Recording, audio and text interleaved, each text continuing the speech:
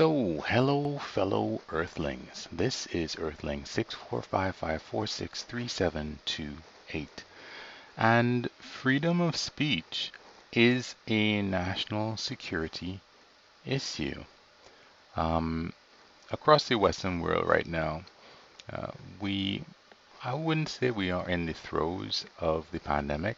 I mean, there are some countries where things are definitely improving. I read an article on Israel where they were saying that it's as if the pandemic is over.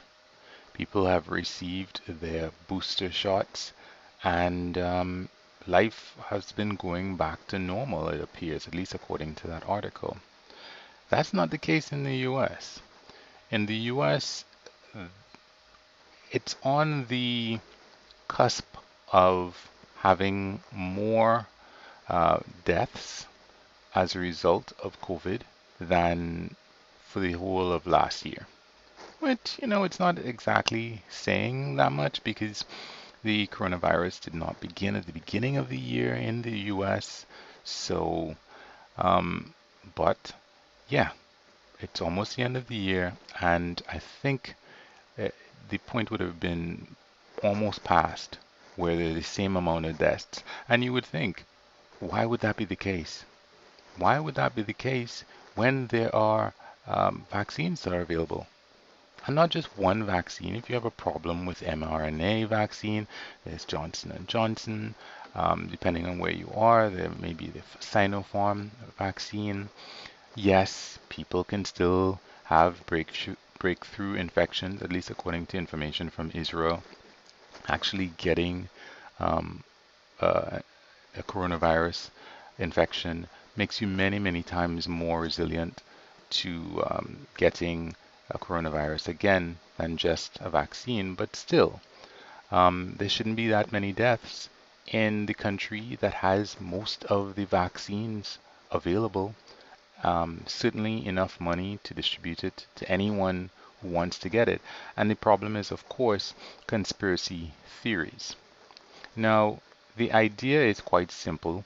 Simply that, as I was saying at the beginning, that freedom of speech is a national security issue. If you go back to World War II, for example, you definitely couldn't just be recording and saying anything that you wanted. Japanese people were interred, not German people, which is kind of weird since I think it's Germany that started the war. And yeah, but yeah, you couldn't. I mean, there were reports that um, people were sending balloons, incendiary balloons, and that was something that never came out until after the war. All forms of media, I'm sure, were really controlled by the government. And you might say, well, this isn't World War III. That's not the case. And yeah, but still, 9/11. In 9/11, when it happened, um, the government, I believe, told the news media to stop showing the planes running into the towers. And they complied. And I'm sure that it definitely helped to bring down any trauma or PTSD that people might have been um, being affected by, even if they're just watching it. Um, Now, given the number of people who've actually died compared to 9/11, um, I would hazard a guess that the number of people, especially Americans, that have died in the coronavirus, um, pandemic would be kind of, getting close to how many people would have died in the Second World War. Of course, these are older people, and if you're Joe Rogan, they would have died anyway. I don't know about that, Joe. I don't know about that. They might not be dead already, and anyway. But the point is that if you look at a place like China, for example, you know, definitely controlled. Many, many people, I have to go look and see how many people in China have been vaccinated. And as for, the lockdowns and lockdown protests and people sharing information online, China definitely has and continues to, even as other countries like Korea or like Vietnam um, face new challenges with secondary coronavirus waves. China has still been able to maintain decorum, one might say, because they're controlling the information. The fact that there is freedom of information is great, but like I pointed out, during 9/11, the media complied. During the wars in the past, the media would have complied or they would have had some problems. Um, so I think that there is an understanding of what's a national security issue. The U.S. Supreme Court would have said that Donald Trump putting trade tariffs and all of these other things, the what was formerly a Muslim ban, these things are allowed. These things are allowed, even though they didn't seem to have national security issues, but they did.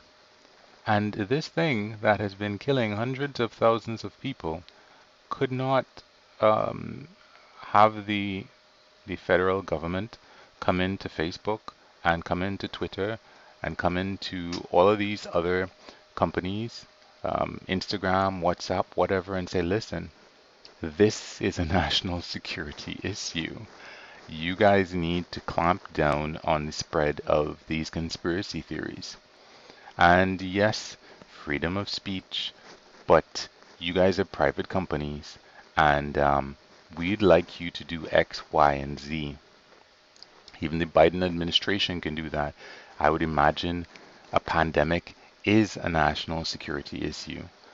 But no sign of that. No sign of anybody recognizing that, yeah, freedom of speech, the government isn't preventing you from saying whatever it is that you want, but do the media have to give you a platform? They don't have to give you a platform. You can go talk to your neighbor, and all of these conspiracy theories would not be able to flourish as much. I don't know what the developed countries are thinking in continuing to allow anybody to say anything that what people should have been doing. Bill Gates should have been suing people. He says that he thought it was funny. We can see what happened when Dominion has filed suit against Fox and other people. They have shut up about that stuff. And I think that the government should be doing its job and that uh, different parties should be suing more. And yeah, that's what I'm thinking about that. I think that you are free to say anything you want and then get sued for libel or slander. That's really, there's nothing contradictory about that. Say what you want, the government's not going to control it, but then a private citizen that you say crap about, a contractor for the government can sue you. I don't know the manufacturers of vaccines. Can't they sue people who are making claims about their technology or the technology that they use? It's all kind of crazy to me. But anyway, thanks again for listening.